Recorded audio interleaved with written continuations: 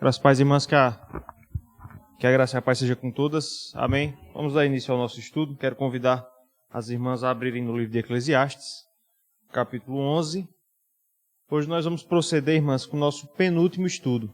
Domingo que vem, se Deus quiser, encerraremos esse livro. Eclesiastes, capítulo 11. Nós vamos ler, irmãs, para dar continuidade às nossas reflexões, do versículo 7, Eclesiastes 11, 7, até o capítulo 12, verso 8.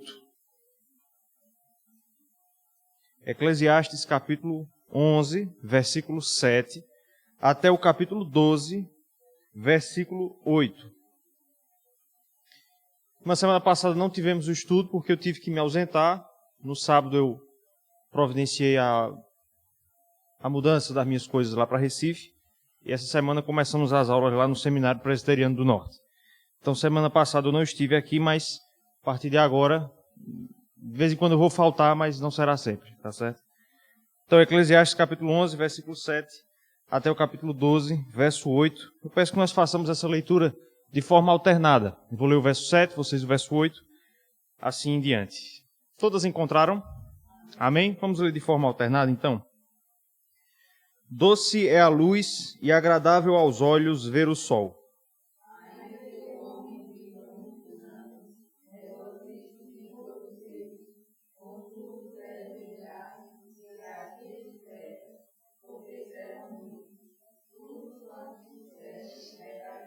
Alegra-te, jovem, na tua juventude, e recreie-se o teu coração nos dias da tua mocidade. Anda pelos caminhos que satisfazem ao teu coração e agradam aos teus olhos. Sabe, porém, que de todas estas coisas Deus te pedirá contas.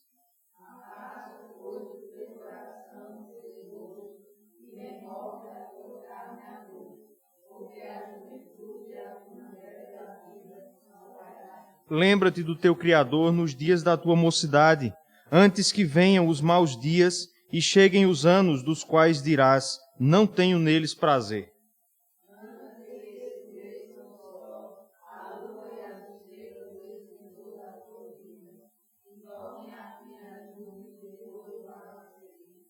No dia em que tremerem os guardas da casa, os teus braços, e se curvarem os homens outrora fortes às tuas pernas, e cessarem os teus moedores da boca, por já serem poucos, e se escurecerem os teus olhos nas janelas.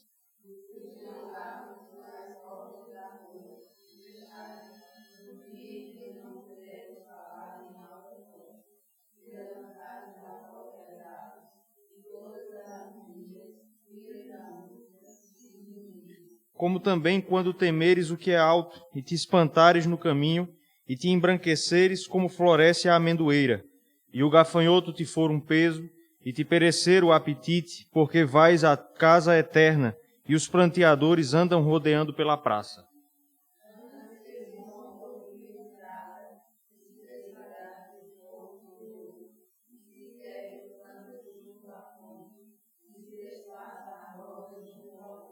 E o pó volte à terra como era, e o espírito volte a Deus que o deu. Vamos ler todos?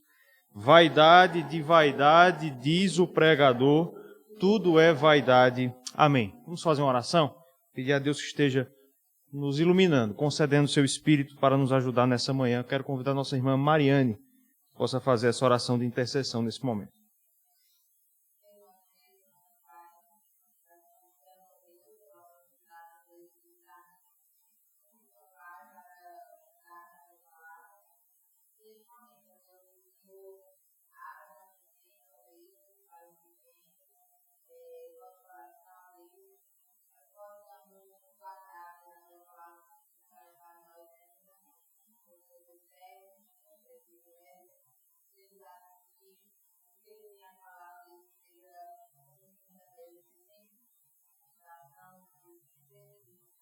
Amém. Irmãs, essas palavras que nós acabamos de ler, nessa perícope que nós lemos, são as últimas palavras de Salomão no livro de Eclesiastes. São as últimas palavras dele. Talvez você esteja achando que eu me confundi, porque ainda tem um pedacinho do livro depois desse texto, não é isso? Capítulo 12, versos 9 a 14. Mas provavelmente essa última perícope, a conclusão do livro de Eclesiastes, não foi escrita por Salomão. É só você olhar aí para o versículo 9, você vai ver, versículo 9 do capítulo 12, né, que eu estou dizendo. E você vai ver que faz-se menção ao pregador. Assim como foi feita a menção ao pregador no capítulo 1, versos 1 a 11. O pregador foi mencionado na terceira pessoa. Ele, o pregador, escreveu tantas e tantas coisas. Salomão escreveu toda essa parte que vai do capítulo 1, verso 12, até aqui, o último versículo que nós lemos, capítulo 12, verso 8.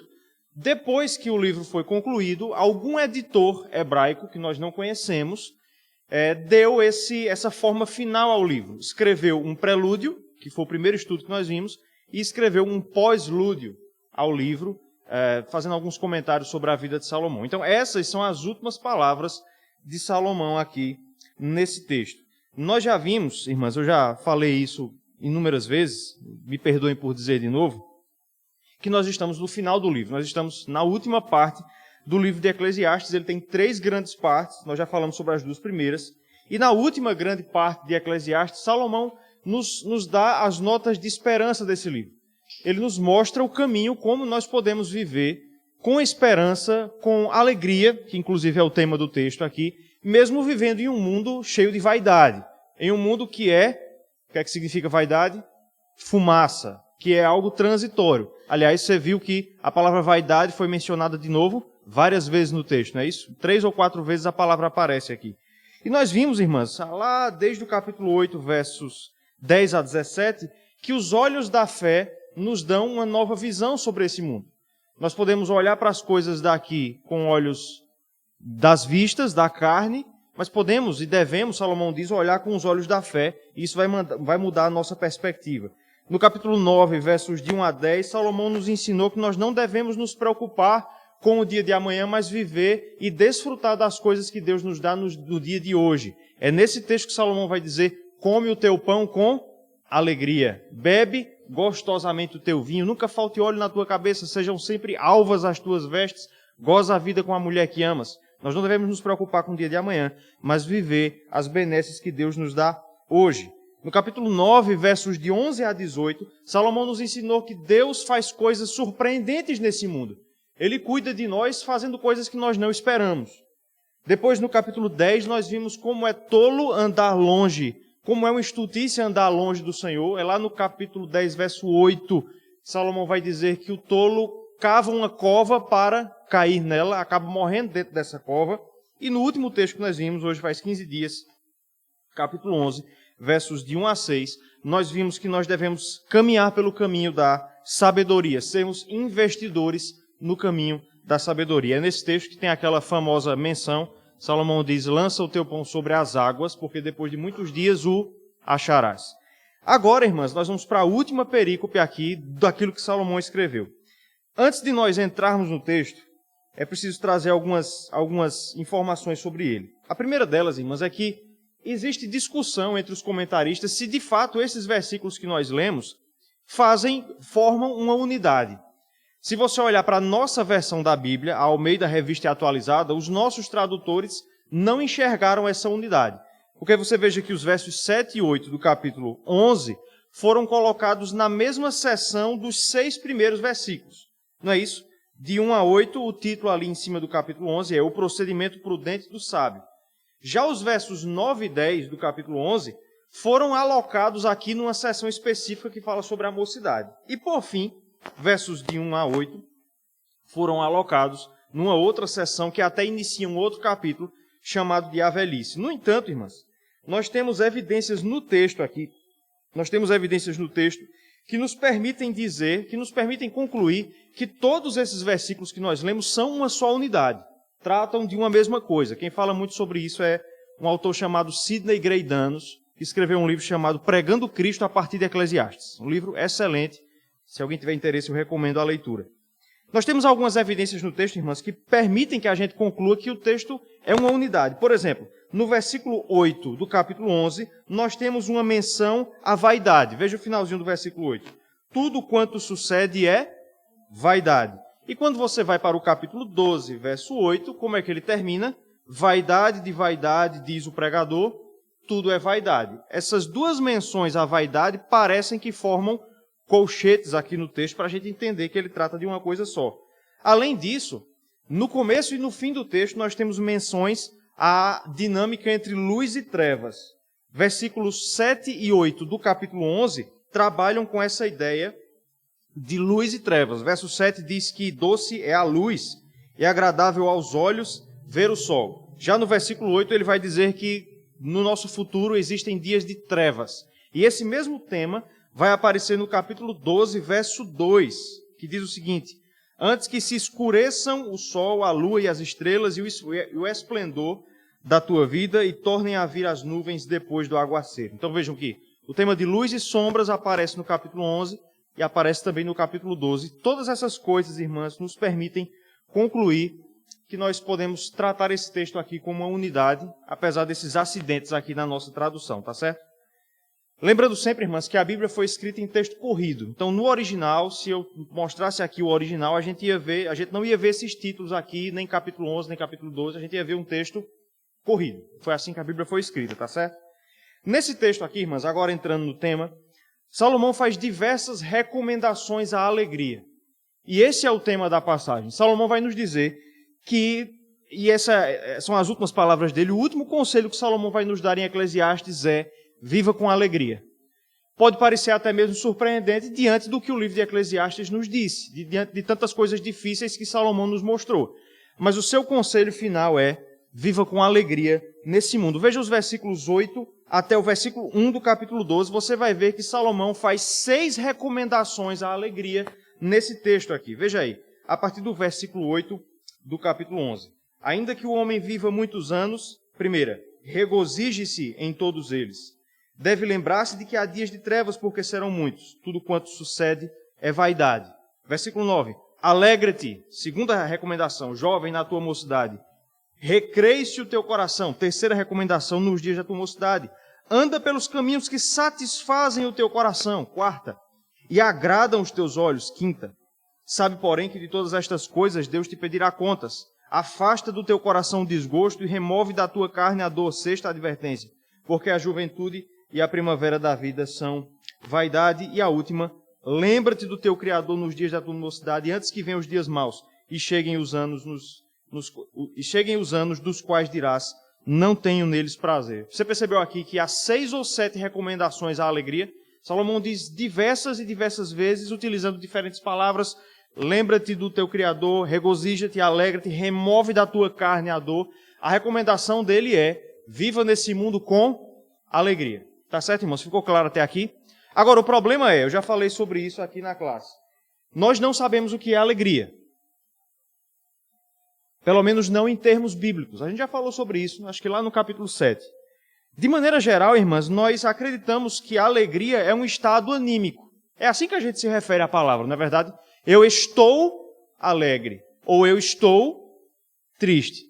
Nós entendemos alegria e, por outro lado, tristeza, amargura, como estados anímicos. Você ora está alegre ou triste, ora você está de outra forma. Mas, biblicamente, irmãs, alegria não tem tanto a ver com o estado anímico, com como você está naquele momento, mas sim a uma postura, a uma posição diante das questões da vida.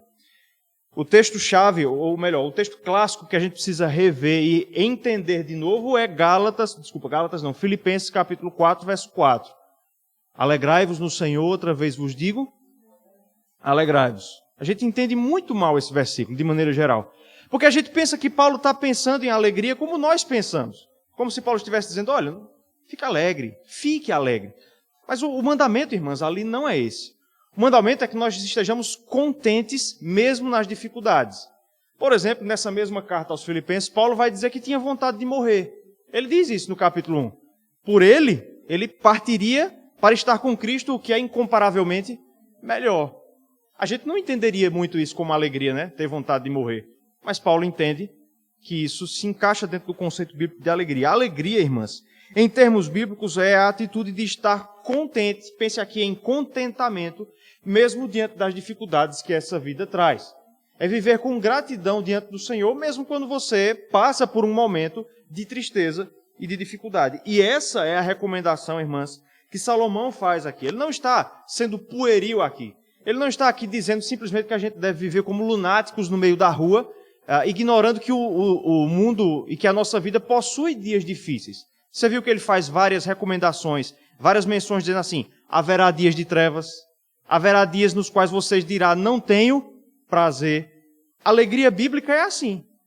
Ela considera o dia de trevas, considera o dia que nós não temos prazer. Mas mesmo assim nós somos alegres. É paradoxal, né? Mas por causa da cultura em que nós vivemos, essa cultura hiperpsicologizada e que entende a alegria e tristeza dessa forma como um estado anímico. No entanto, irmãs, finalizando a introdução aqui na nossa reflexão, Salomão vai nos dizer nesse texto aqui que nós devemos então viver de maneira alegre, mas que há uma forma apropriada de nós vivermos a alegria. Há uma forma correta de nós vivenciarmos a alegria que ele aqui nos ordena a vivenciar. E nós vamos ver esses ensinamentos de Salomão à medida em que nós prosseguirmos no texto. Eu dividi, irmãs, o texto em 3 partes.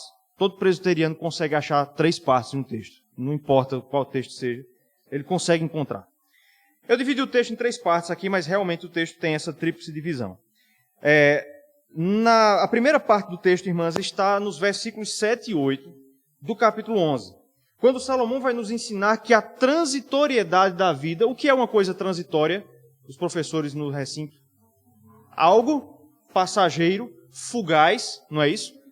Efêmero, vaidade, não é? Vaidade. Salomão nos ensina nesses 2 versículos, irmãs, que a transitoriedade da vida nos convida à alegria. O fato de que a nossa vida é transitória é um convite a que nós sejamos alegres. Segunda parte do texto, versos 9 e 10, ainda do capítulo 11, Salomão nos dirá que uma vida alegre exige disciplina e sacrifício. Estranho, né, a gente ouvir isso. Mas uma vida alegre exige disciplina e sacrifício, a gente vai ver isso quando chegar lá. E a última parte do texto, que é o capítulo 12, versos de 1 a 8, Salomão vai nos dizer que a alegria vem da constante lembrança de Deus. Salomão nos diz que a alegria vem da constante lembrança de Deus, tá certo? Então nós vamos caminhar por esses versículos aí, por esses 12 versículos que compõem o nosso texto. Até aqui, irmãs, tudo claro? Tá dando para entender? Ok? Então a primeira coisa, irmãs, que Salomão nos ensina é a transitoriedade da nossa vida é um convite à alegria. Vamos ler juntos, mais uma vez, de novo, os versículos 7 e 8 do capítulo 11. Os primeiros versículos que nós lemos. Vamos ler juntos? Doce é a luz, dável aos olhos, ver o sol. Ainda que o homem viva muitos anos,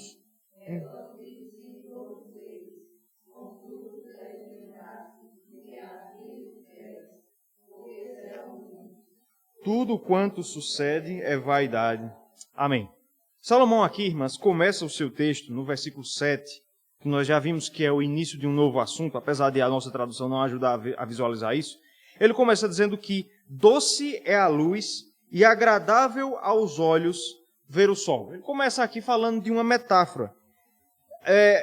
Perceba que a primeira parte aí não faz muito sentido. Doce é a luz. Alguém já provou uma luz doce? Né? É óbvio, então, que a gente não pode entender isso aqui literalmente. E agradável aos olhos ver o sol. Alguém aqui já ficou contemplando o sol e isso lhe foi agradável aos olhos? Não? Tem um pregador lá de Fortaleza. Irmãs. Eu lembrei disso quando eu li esse texto. O nome dele o sobrenome é Rufino. Depois eu lembro aqui. Ele não é presbiteriano, ele é até arminiano, mas ele conta uma história. Ele diz ter sido curado, mas ele cresceu com esquizofrenia. Tinha vários casos na família. E ele, na juventude, uniu essa questão da esquizofrenia a uma paixão que ele desenvolveu por Raul Seixas, que cresceu nos anos 70. Natan Rufino. A senhora acompanha ele, é? Tá certo. Natan Rufino, é ele mesmo. E aí ele conta que nessa época, aquela questão da sociedade alternativa lá de Raul Seixas, aí ele começou a ouvir as músicas de Raul Seixas e tal, e aí foi o que ele fez. Ele querendo atingir o nirvana, querendo atingir uma revelação superior, passou 1 hora olhando para o sol. 1 hora. E ele desenvolveu um problema de visão que ele traz consigo até hoje por causa desse dia em que ele passou 1 hora olhando para o sol. Diz que teve uma hora que o olho dele cansou tanto que ele botou um espelho no chão e ficou olhando pelo espelho para dar uma aliviada. Resultado, ele disse que Se ele olhar assim, pronto, eu estou na frente de André, olhando retamente, ele não iria conseguir ver André, porque criou uma bolinha preta aqui assim, sabe? Ele, para ver André, precisaria olhar assim. Ele disse até que quando começou a ler a Bíblia, tinha que ler. Mas desenvolveu alguma técnica lá e consegue ler a Bíblia. Então, irmãs, olhar para o sol não é, de forma alguma, agradável. Então, do que Salomão está falando aqui? Obviamente, ele não está sendo literal. O ponto de Salomão aqui, irmãs, não é exatamente a luz ou o sol, mas aquilo que o sol ilumina. Nós vemos o sol todos os dias, através das coisas sobre as quais ele joga luz. Lembre-se que a atmosfera do livro de Eclesiastes é o mundo que está debaixo do sol. É o mundo que o sol alumia. E ele está falando desse mundo.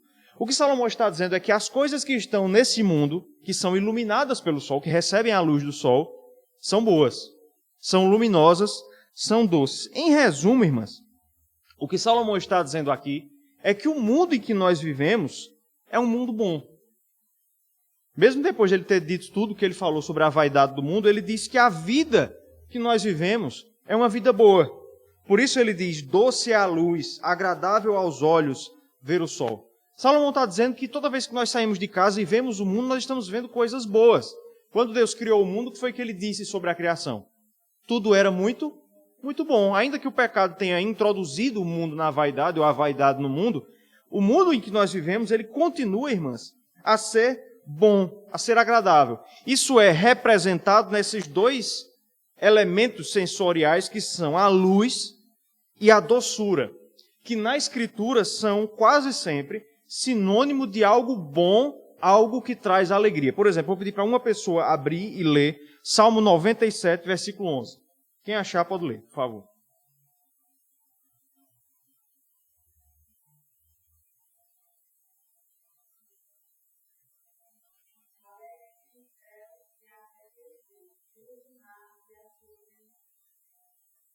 Salmo 97, verso 11.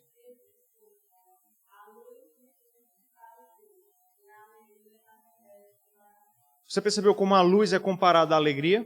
A luz difunde-se para os justos e a alegria para os retos de coração. São sinônimos, assim como justos e retos de coração são sinônimos também. Luz e alegria são, muitas vezes na Escritura, tratados como sinônimos. Por isso que Tiago diz que Deus é o Pai das luzes, né? Tiago capítulo 1, não é isso? Então, irmãs, nós vivemos num mundo bom. O que Salomão está dizendo aqui, irmãs, é que a maneira apropriada de se viver nesse mundo é com alegria. Porque nós vivemos num mundo bom. Nós vivemos num mundo prazeroso. Dois comentaristas do livro de Eclesiastes, um chamado Michael A. Eaton e outro chamado J. Lloyd Carr, os dois escreveram um só comentário, eles dizem o seguinte, abre aspas, a descrição dupla do versículo 7 implica em que a vida não apenas é boa, agradável em si mesma, mas também que deve ser saboreada com entusiasmo, como se deve saborear o mel. É isso que Salomão quer dizer nesse versículo, que nós vivemos num mundo bom. E, portanto, a atitude apropriada de se viver nesse mundo é com alegria. A forma normal de nós vivermos num mundo bom que Deus fez é com alegria. Pode ver que você replica esse padrão de comportamento naturalmente. Quando você vai a um bosque, é porque não é muito comum na nossa região, mas quando você vai a um parque bonito, quando você vai a um lugar em que a atmosfera é agradável, o que é que isso induz em nós? Alegria, não é isso? Você vai para o Parque Euclides Dourado, lá em Garanhuns, não é isso? Ou vai para um hotel fazenda nas férias. O próprio ambiente, por ser agradável, induz a alegria. Por outro lado, quando a gente passa em ambientes, naqueles canais lá de Recife, que é muito cheiroso, do lado, isso induz em nós uma certa tristeza também. Em 2018, final de 2018, eu passei uns dias em Fortaleza, fui de carro. E eu fui pelo sertão. Passei no sertão do Ceará lá. E tem uns locais em que você vê que o chão é terra bruta, não tem vida nenhuma. O só passar por ali você já fica meio consternado com a situação, a pobreza. Mais ou menos, mutatis mutandis, irmãs, o que Salomão está dizendo é isso. Nós vivemos num mundo bom, feito por Deus. Por isso, a atitude própria de se viver nele é alegria. Vera, pode falar.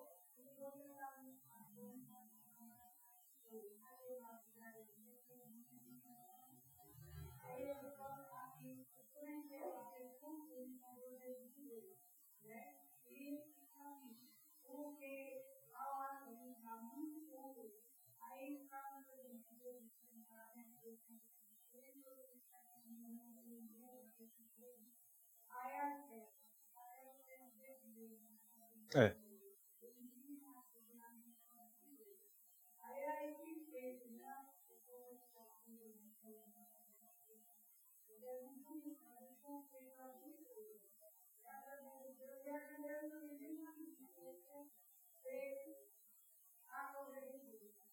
Verdade.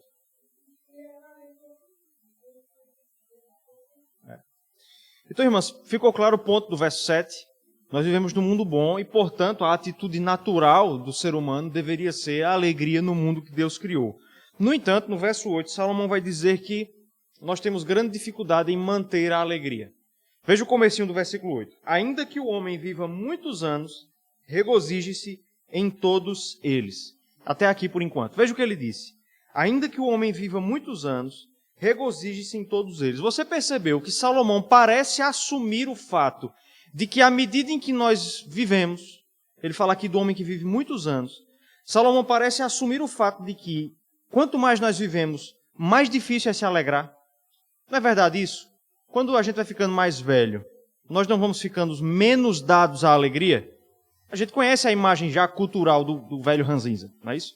Salomão está falando disso aqui. Ainda que você viva muitos anos, e a gente vê no capítulo 12 que Salomão vai dizer que a velhice é identificada como aqueles dias em que nós não temos prazer, é difícil alegrar-se na velhice, isso é uma verdade auto-verificável, mas Salomão diz, ainda que você viva muitos anos, procure regozijar-se em todos eles. Salomão está dizendo, irmãs, que à medida em que nós vivemos e envelhecemos, nós vamos cada vez menos nos esquecendo de que nós devemos viver com alegria nesse mundo. Quando você é criança, adolescente, é até o extremo oposto, né? Tudo é festa. Mas à medida em que a vida passa, nada vira festa. A gente nunca festeja, a gente nunca se alegra. E Salomão nos lembra aqui de que por toda a nossa vida nós devemos nos alegrar. E o que é que nos faz entender que nós devemos viver com alegria nesse mundo? Salomão responde no final do versículo 8. Contudo, deve lembrar-se de que há dia de trevas, porque serão muitos. Tudo quanto sucede é vaidade. Ele termina o versículo 8 falando de vaidade. A palavra hebraica rebel, a gente já sabe o que significa fumaça ou algo passageiro. O que Salomão está dizendo, irmãs, é que os dias de alegria, os dias da juventude, como ele vai identificar aqui, são passageiros. Se nós esperarmos o dia propício para nos alegrarmos, a gente precisa entender que eles vão passar um dia. Chegará um momento em que os dias serão quase todos maus. Você vai contrair alguma doença, vai ficar velho, vai sofrer um acidente, vai ficar numa cama. E como você vai fazer para se alegrar nesse dia? O que Salomão, irmãs, está nos dizendo aqui é que o caráter transitório da nossa vida, o fato de que nossos dias são vaidade, nos devem levar a nos alegrarmos no dia de hoje. O pensamento de Salomão aqui, irmãs, é que não existe alegria em retrospectiva. Existe saudade alegre? Alguém já sentiu saudade alegre? Não existe alegria em retrospectiva. Ou você se alegra no dia de hoje, quando Deus proporciona as ocasiões para isso, ou você vai perder aquela oportunidade de viver em alegria. E é isso que Salomão diz aqui nesse texto, irmãs. A imagem de Salomão aqui remete ao texto de Gênesis capítulo 1, verso 3, quando Deus disse, haja luz. Deus determinou que houvesse luz nesse mundo, e Ele fez para nós um mundo luminoso, um mundo bom, para que nós vivamos em alegria. É por isso que nós vamos encontrar essa ideia, por exemplo, no Salmo de número 104. Peço que você abra rapidinho nesse texto. Salmo 104, versículo 24.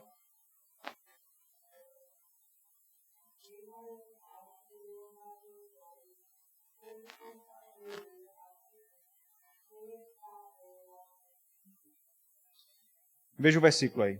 Lê de novo, por favor, Socorro, por gentileza.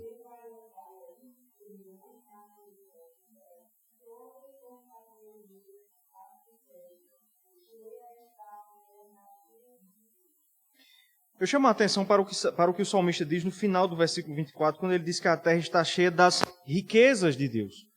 Deus, irmãs, fez um mundo rico. Nós vivemos num mundo rico.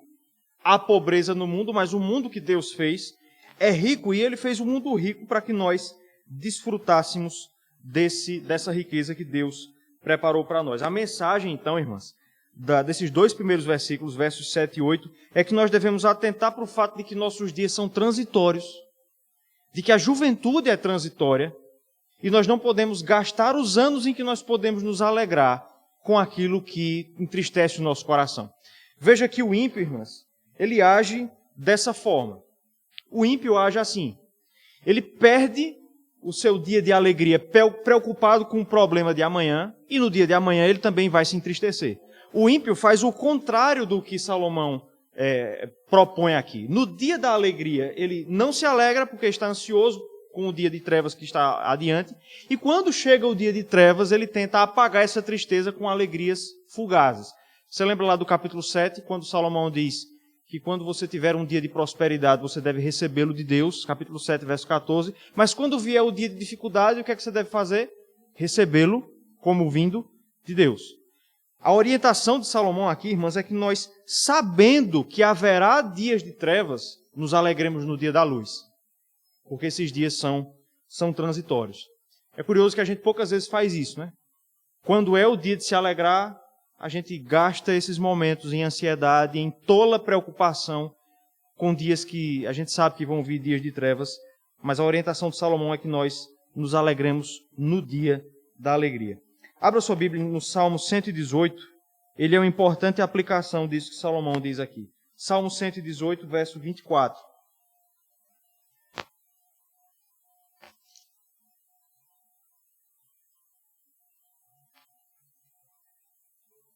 Alguém lê, por favor?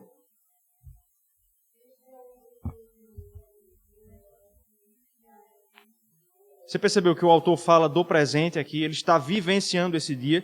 O dia de hoje, é o dia que o Senhor fez. Regozijemo-nos e alegremo-nos nele. Se a gente pudesse sintetizar o ensino de Salomão em um versículo, a gente poderia escolher o Salmo 118, verso 24. Alegre-se, porque os dias são fugazes. O caráter transitório da nossa vida, irmãs, é um convite à alegria. Alegre-se enquanto é tempo. Uma importante aplicação, irmãs, desse princípio aqui dos primeiros 2 versículos é como nós lidamos, por exemplo, com o dia do Senhor, com o domingo. Já que ele é um dia de alegria. Aliás, o Salmo 118 é um salmo que fala sobre o dia do Senhor, o dia da adoração. O dia que o Senhor fez é o dia em que o povo se apresenta diante de Deus. E uma aplicação e um questionamento, irmãos, que nós podemos fazer é: como nós vivemos esse dia? Você permite-se alegrar-se nesse dia em adoração, em culto, deixando as preocupações da vida secular para o dia próprio para elas, ou você gasta esse dia em ansiedade? Às vezes a gente não faz isso, né? No domingo a gente fica pensando no que precisa resolver na segunda-feira, até na hora do culto, né? Na hora do sermão. Amanhã eu vou acordar a tal hora. Mas o chamado do Senhor é que nós aproveitemos a alegria que Deus reserva, irmãs, para o dia de hoje. Para o dia de hoje. Porque esses dias são fugazes, eles são efêmeros. Ficou alguma dúvida, irmãs? Deu para entender o ponto dos primeiros 2 versículos? O caráter transitório da nossa vida nos chama à alegria. A segunda coisa, irmãs, que Salomão vai nos ensinar está nos versículos 9 e 10, ainda do capítulo 11. Eu convido todos nós a lermos juntos mais uma vez. Leamos.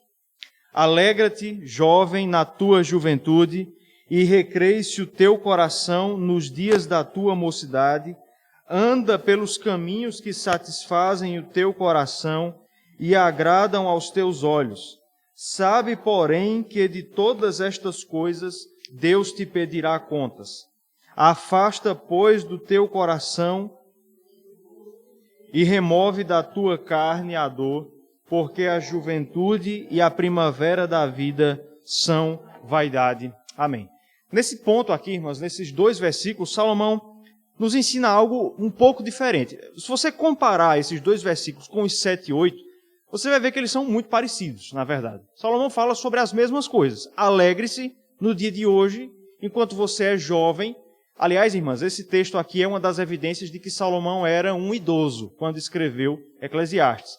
Principalmente por causa da descrição muito vívida que ele vai fazer da velhice no capítulo 12. Você percebeu isso na leitura, né?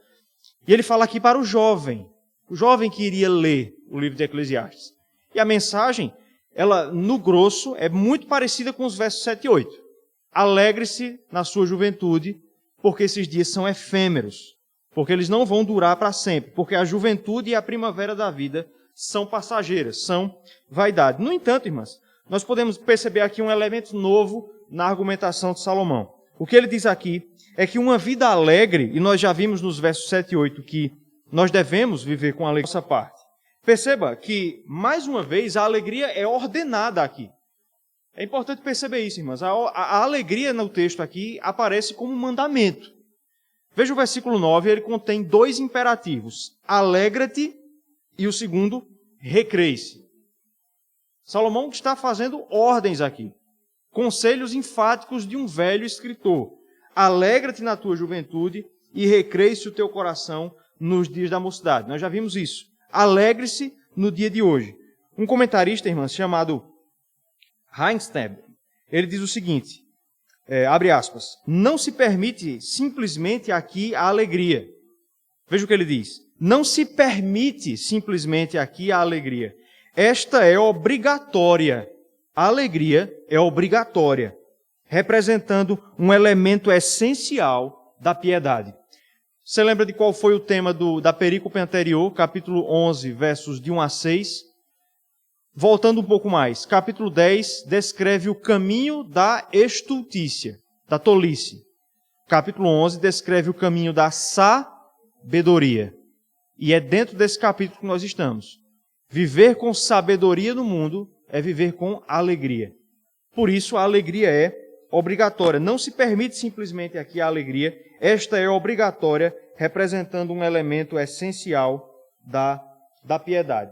E Salomão, irmãs, vai nos dizer aqui que nós devemos viver de maneira alegre por causa de duas evidências que esses dois versículos nos apontam aqui.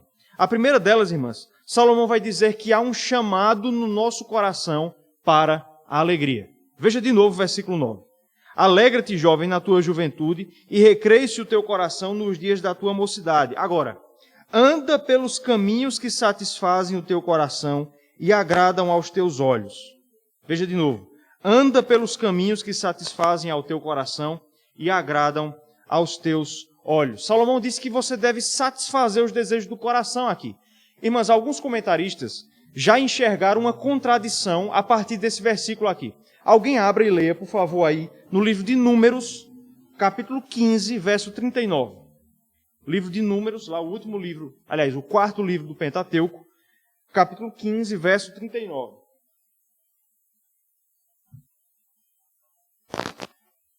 Leia esse versículo, quem achar primeiro e os outros acompanhem, ouçam, e faça uma comparação com Eclesiastes 11, 9.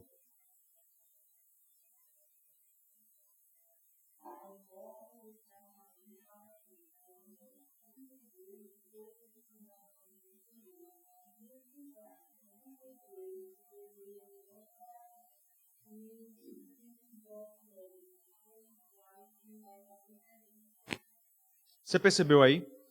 Você viu que Moisés disse ao povo de Israel, não seguireis os desejos do vosso coração, nem dos vossos olhos. O que é que Salomão diz aqui? Que você deve fazer o que agrada ao seu coração e o que agrada aos seus olhos. E aí, será que é uma contradição aqui? Salomão está em contradição com Moisés? Vocês acham que é isso? Tem gente dizendo que sim, viu? Estou vendo daqui. Explica aí, Regina.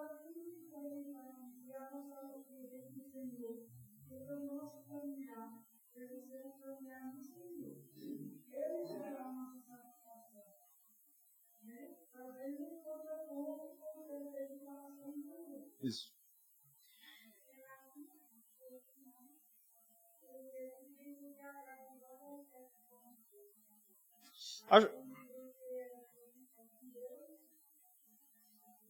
Eu acho que foi Natália que falou ali a palavra contexto. E é isso que responde o problema aqui. Qual é o contexto de Moisés? Porque ele escreveu, vocês não vão fazer o desejo do seu coração, nem o que agrada os seus olhos. Do que é que ele está falando ali? De escolher uma outra lei que não a lei que Deus deu, não o decálogo. Nesse sentido, nós não podemos fazer o que o nosso coração ordena, nem o que agrada aos nossos olhos, se Deus proíbe isso. Mas veja que aqui, irmãs, outro é o assunto de Salomão. Nós não devemos entender aqui o comando do versículo 9, anda pelos caminhos que satisfazem ao teu coração e agrada os teus olhos, de forma absoluta. Até porque isso entraria em contradição com o versículo 10. Já que no versículo 10, Salomão diz que há coisas que você tem que tirar do coração. Você viu isso? Verso 10. Afasta, pois, do coração o desgosto.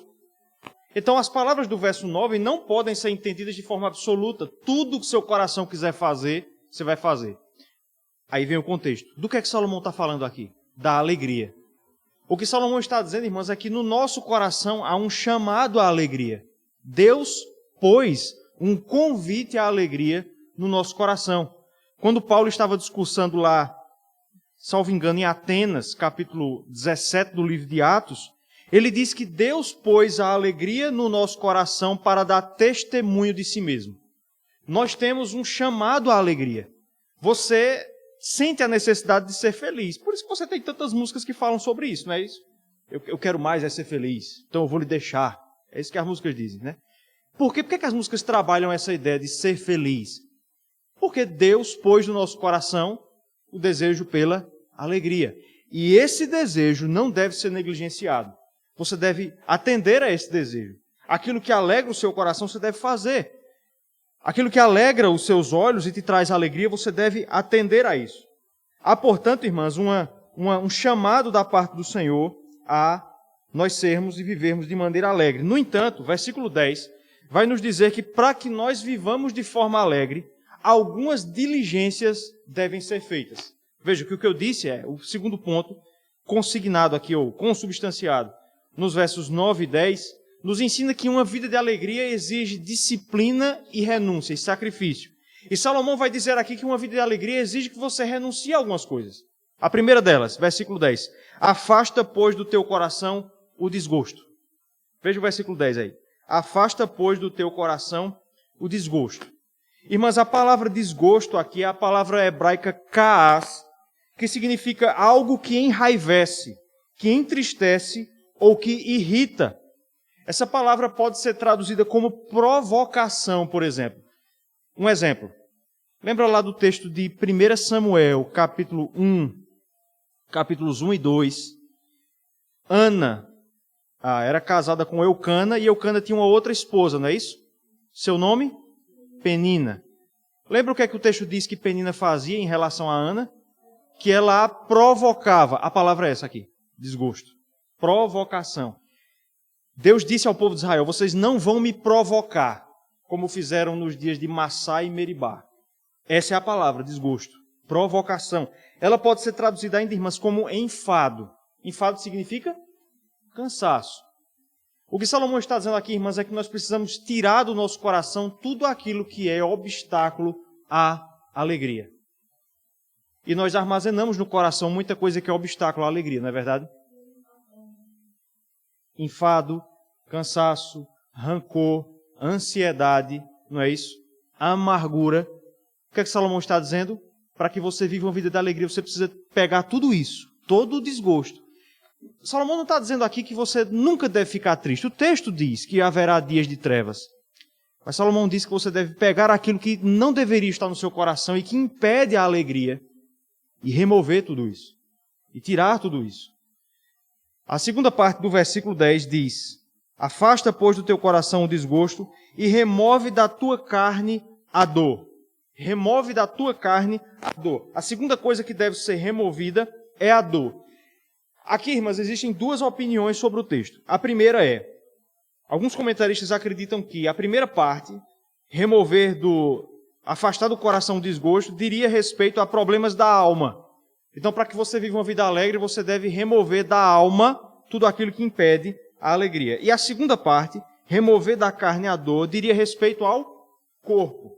Então, tudo aquilo que no teu corpo impede a alegria, você deveria remover.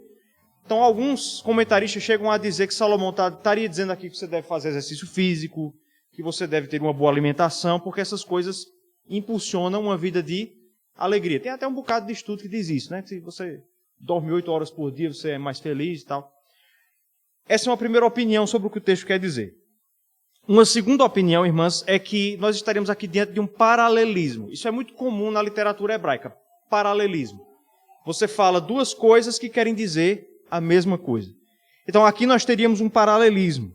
afasta do coração o desgosto e remove da carne a dor seriam a mesma coisa. A palavra dor aqui, ela pode significar também mal. Então alguns comentaristas acreditam que Salomão está dizendo que nós devemos tirar o mal do coração para que nós sejamos felizes. Por exemplo, o pecado. Se você quer viver uma vida de alegria, você deve remover o pecado. Em todo caso, irmãs, o que Salomão está dizendo é que você deve remover da sua vida aquilo que é um impedimento à alegria. E os impedimentos são muitos, não é isso? A gente, de maneira geral, apesar de ser algo contraditório, a gente mantém no coração as coisas que não nos fazem felizes. As reclamações com a vida, as ansiedades, as queixas contra outros. Quantas vezes você não fica remoendo? Mas fulano, chega em casa, olha, aí aluga o marido. Fulaninha fez isso hoje. Nós mantemos no coração as coisas que impedem a alegria, irmãs.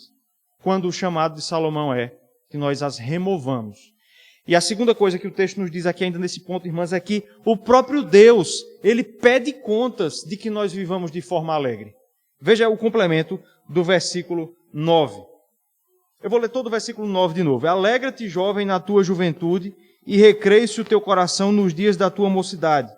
Anda pelos caminhos que satisfazem ao teu coração e agradam aos teus olhos. Agora, sabe, porém, que de todas estas coisas Deus te pedirá contas.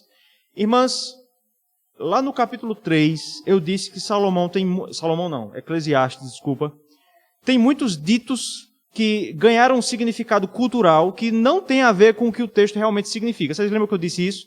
Por exemplo, capítulo 3, verso 1. Para tudo há um tempo determinado debaixo do sol. Então as pessoas olham para esse texto e dizem assim, eu vou ter tempo para tudo. Mas não é o que o texto diz. Ou como, por exemplo, melhor é serem dois do que um. Então eu preciso me casar. Mas Salomão está falando de amizade ali no texto. Aqui nós temos outro desses textos de Eclesiastes, irmãos, que ganharam um significado cultural que, no mínimo, apaga o sentido original. Eu já fui a muitos acampamentos, encontro de mocidade, de UPA, em que esse texto foi lido aqui. Você já deve ter ido também, se você está na igreja desde essa época. Você já deve ter ido a algum encontro de mocidade, de UPA, em que esse versículo foi lido. Versículo 9. E aí, geralmente, a pessoa que leu diz assim, tá vendo? Deus diz aqui que você deve se alegrar, mas cuidado com a forma que você se alegra. Não vá se alegrar aí dissolutamente na rua. Por quê? Porque Deus irá pedir contas. A maioria das pessoas, irmãs, entende que a menção à prestação de contas diante de Deus seria uma limitação à alegria. Eu tenho que me alegrar, mas cuidado como eu vou fazer isso, porque Deus vai pedir contas. Essa, irmãs, é uma aplicação válida do texto, mas não é o que o texto diz. Não é o que o texto diz. O que o texto está dizendo, irmãs, é que Deus vai pedir contas se nós nos alegramos ou não. É isso que o texto quer dizer. Oi? Sim, exatamente. Mas o ponto é esse. É o próprio Deus que vai pedir contas se nós nos alegramos no dia em que Ele nos deu o dia para a alegria ou não. Ele mesmo vai cobrar isso de nós. E aí o versículo 10 termina dizendo, porque a juventude e a primavera da vida são vaidade. Salomão termina a segunda parte do texto como ele terminou a primeira, versículo 8, dizendo que a nossa vida é vaidade, e vai terminar também a terceira seção do texto, no capítulo 12, verso 8, dizendo que tudo na nossa vida é vaidade. Então esses versículos aqui, irmãs, versículos 9 e 10, nos ensinam que para nós vivermos uma vida de alegria, nós precisamos de disciplina e de renúncia. Alegrar-se é um mandamento. Filipenses 4,4 diz isso, alegrai-vos, é mandamento. E para que você faça isso, você precisa remover da sua vida tudo aquilo que impede a alegria. Está claro até aqui, irmãs, também? Segundo ponto. Nós já vimos em primeiro lugar, então, que o caráter fugaz da nossa vida, transitório, é um convite à alegria. Em segundo lugar, que essa vida de alegria exige renúncia. E a última coisa, para nós caminharmos para o final, que Salomão vai nos ensinar aqui, irmãs, é que uma vida de alegria é fruto da constante lembrança de Deus. Versos 1 a 8 do capítulo 12. Uma vida de alegria é fruto de uma constante lembrança da figura de Deus. Vamos ler todos juntos, por favor, somente os versículos 1 e 2. Vamos ler juntos? Lembra-te do teu Criador, da tua mocidade,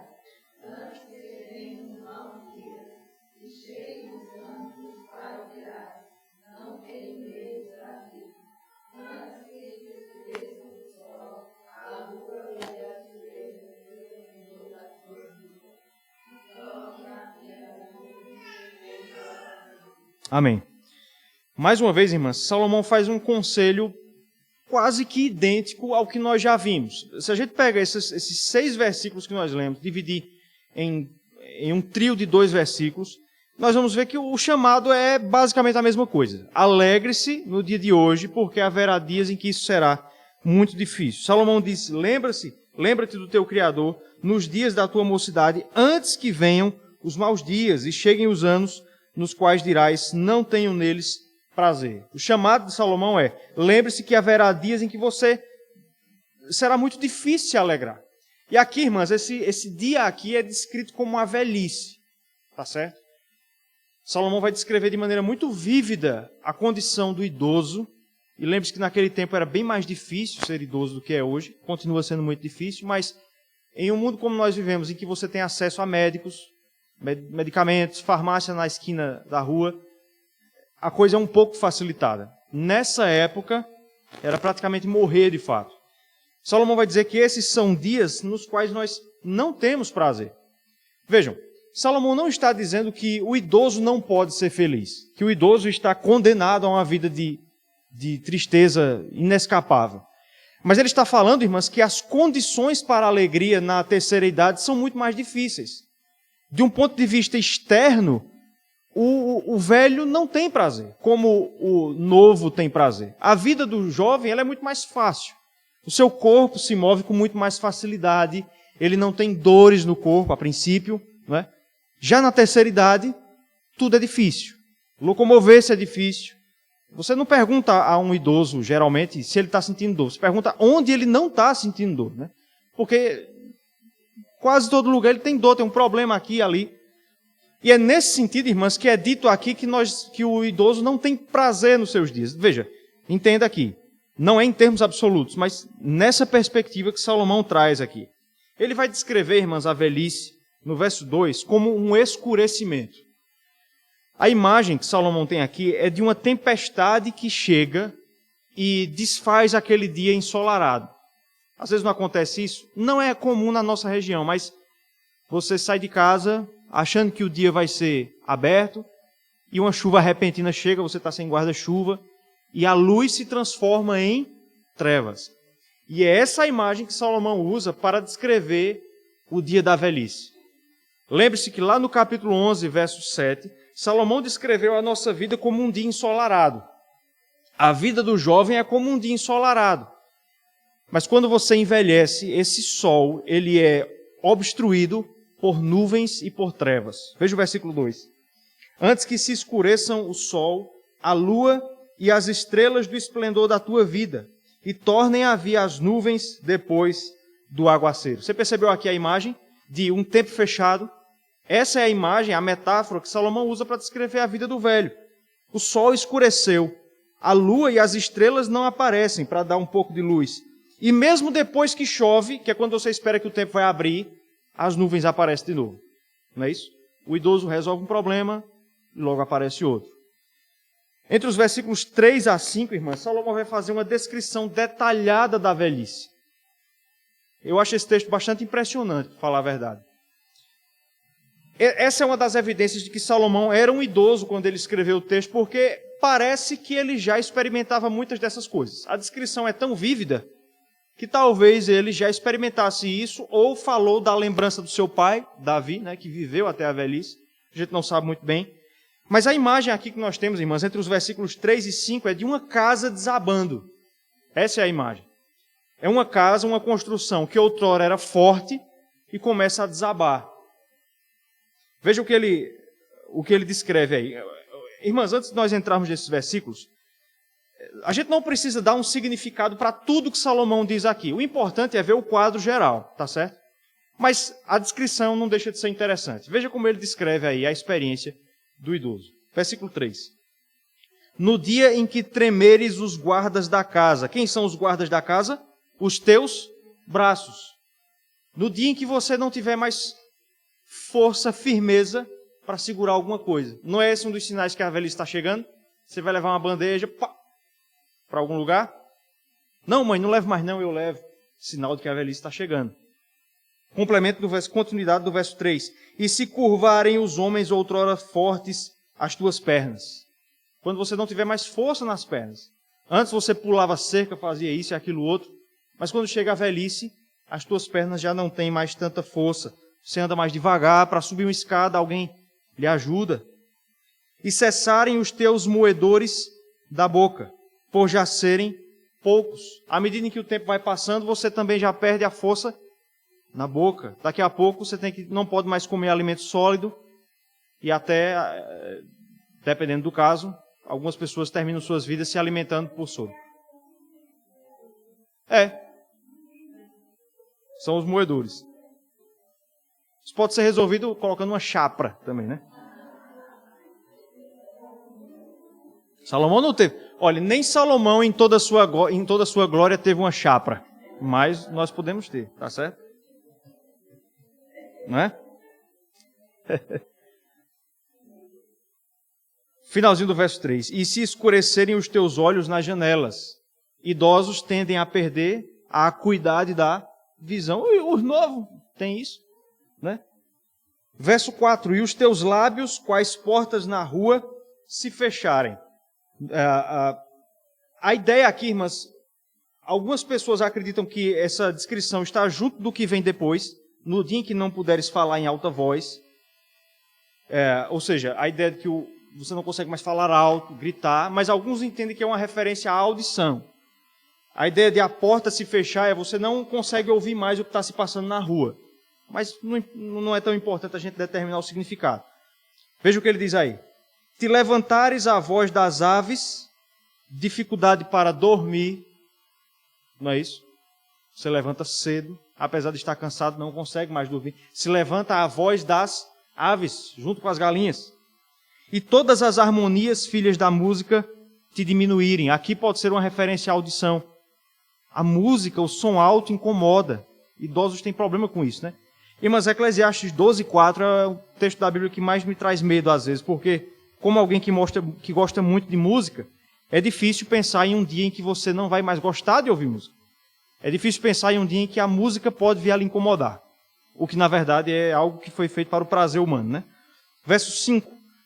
Como também quando temeres o que é alto, medo de altura, e te espantares no caminho, medo generalizado, e te embranqueceres como floresce a amendoeira. Isso é uma referência ao embranquecer dos cabelos, não é isso? Que alguns de nós já experimentamos. E o gafanhoto te for um peso. Falta força para carregar peso. E te perecer o apetite. O texto é autoexplicativo. Perceberam aqui a descrição que Salomão faz? Era de uma casa forte que vai desabando. Todo aquele dia ensolarado da juventude, todas essas coisas que você fazia sem nem perceber, um dia serão um desafio. Um dia serão feitas em muita dificuldade e até um dia não poderão mais ser feitas. Do complemento do verso 5, pode falar.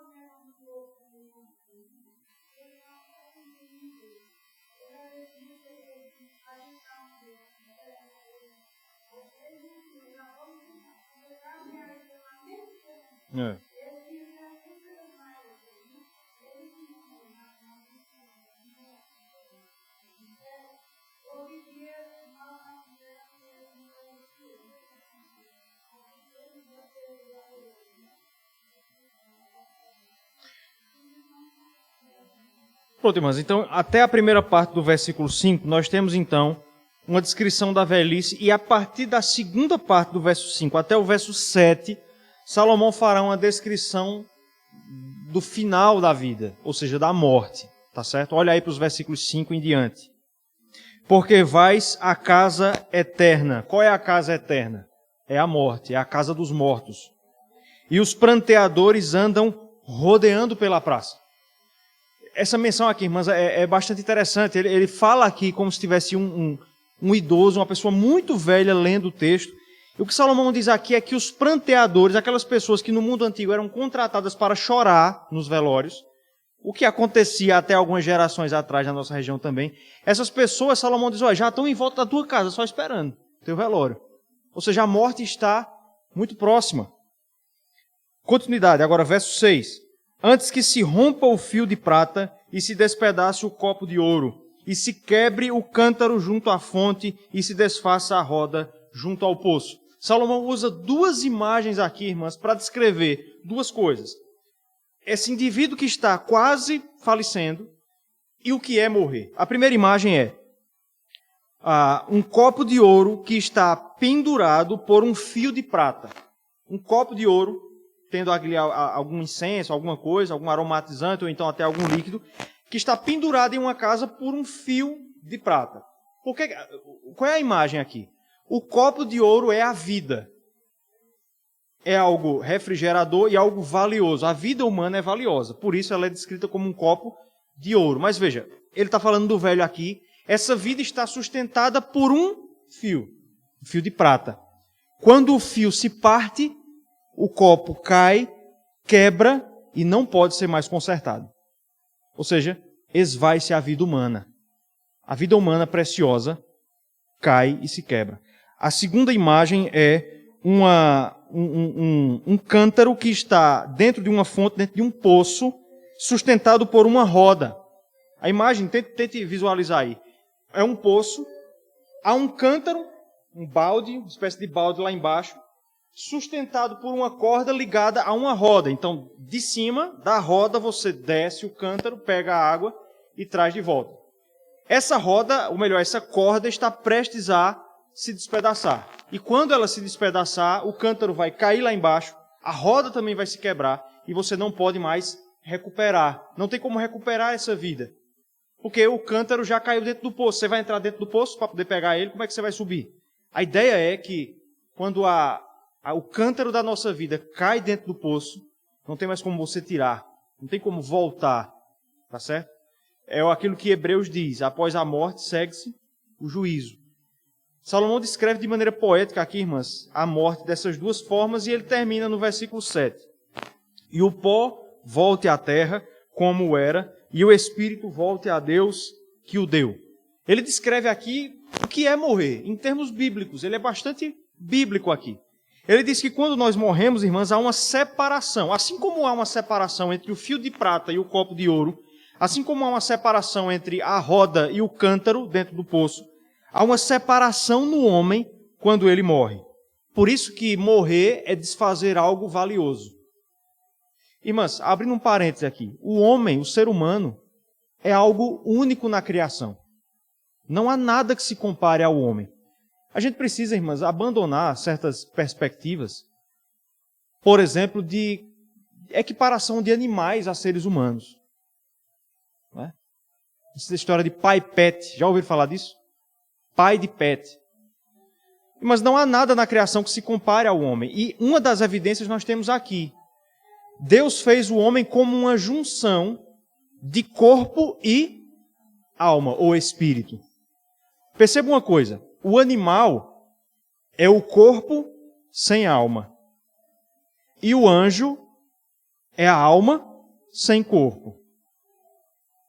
Por isso que homens valem mais do que anjos. Tá certo?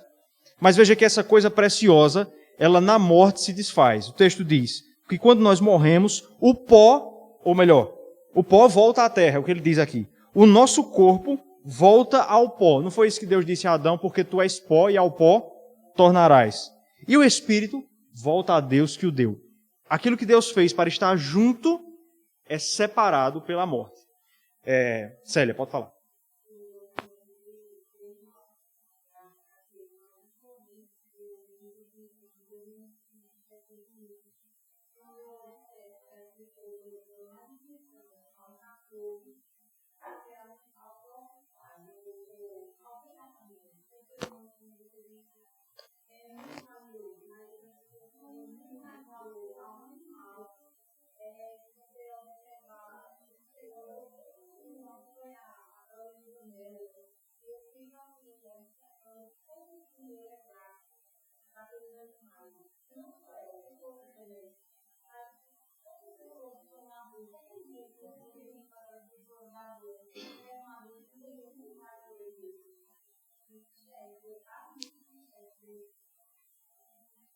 É isso.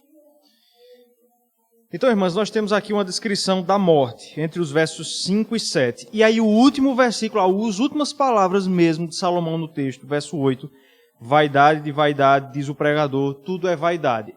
Essa aqui é uma repetição do capítulo 1, verso 2. Abra aí em Eclesiastes 1, 2. Que diz o quê? O que é que diz Eclesiastes 1, 2?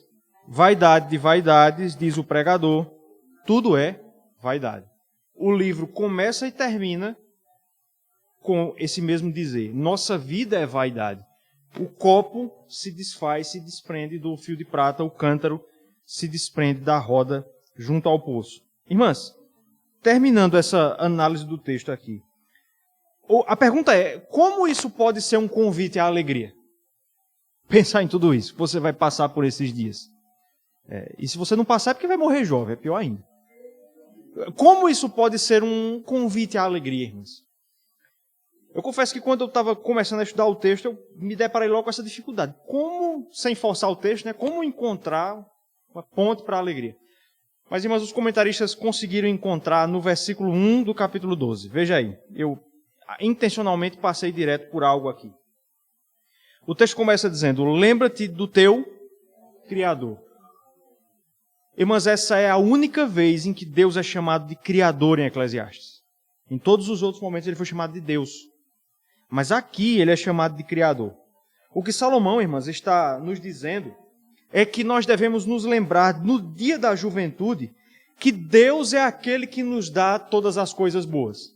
Como Tiago vai dizer, Tiago capítulo 1, verso 17, toda boa dádiva e todo dom perfeito são lá do alto, descendo do Pai das luzes.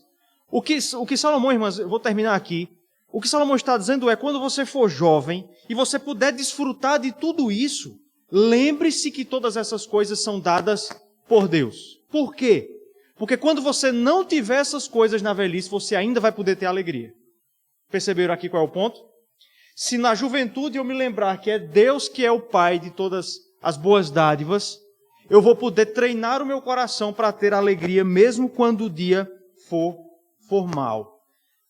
Abram suas Bíblias, por favor, rapidinho, no Salmo 71, versos 17 e 18. E esse, irmãs, é um salmo escrito por um velho, por um idoso. Salmo 71, versos 17 e 18. Veja o que diz. Tu me tens ensinado, ó Deus, desde a minha mocidade. É aquela ideia, lembra-te na tua mocidade. Até agora tem anunciado as tuas maravilhas. Aí agora que o indivíduo é velho, ele diz, não me desampares, ó Deus, até a minha velhice e as cãs. Cãs é cabelo branco. E até que eu tenha declarado à presente geração a tua força e às vindouras o teu poder. O ponto é, se nós educarmos o nosso coração agora, enquanto vocês ainda desfrutam dessas coisas da vida, se a gente educar o nosso coração para receber essas coisas como dons de Deus, irmãs, no dia da velhice, nós poderemos ter ainda alegria. O chamado aqui é para lembrar. Lembrar, irmãs, não é simplesmente assim, lembrei de algo. Biblicamente, lembrar é viver em torno de algo. Walter Kaiser Jr. diz, lembrar do nosso Criador envolve uma ação decisiva, baseada na recordação e consideração de tudo o que Deus está fazendo e tem feito por nós. E esse é o chamado de Salomão aqui. É que você viva no dia da juventude, recebendo todas as coisas com alegria das mãos de Deus. Como Paulo vai dizer, dando a Ele graças por tudo. Porque quando o dia da dificuldade chegar, nos dias em que nós não teremos prazer no corpo, no dia em que for dia de trevas, você ainda poderá recorrer a Deus e ainda poderá ter alegria. Irmãs, Salomão começou o livro de Eclesiastes se perguntando como ele poderia encontrar alegria. Capítulo 1, verso 12 até o capítulo 2, verso 11. Ele disse que procurou em muitas coisas. E é só no final do livro que ele nos responde onde é que nós encontramos. Ele diz, no Criador, lembra-te do teu Criador nos dias da tua mocidade. Irmãs, finalizando, nós podemos ter alegria e felicidade nesse mundo, irmãs, principalmente ou fundamentalmente por causa de Cristo. Vou terminar com isso. Você viu aqui, nós falamos que a velhice ela é descrita no texto como um dia de escuridão. Percebeu isso? Um dia de escuridão. E a Bíblia nos diz, irmãs, que Cristo enfrentou a escuridão no nosso lugar. Você lembra do que aconteceu quando ele estava na cruz? O dia claro se fez trevas.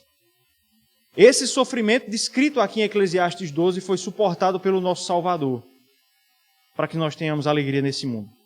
E é assim que nós podemos, irmãs, viver com esperança aqui. Semana que vem nós continuamos e nós vamos falar então sobre o desafio de viver uma vida regrada pela lei do Senhor. É esse o último ensinamento do livro de Eclesiastes, o livro do pregador. Amém, irmãs? Deus nos abençoe. Até semana que vem, se Ele permitir.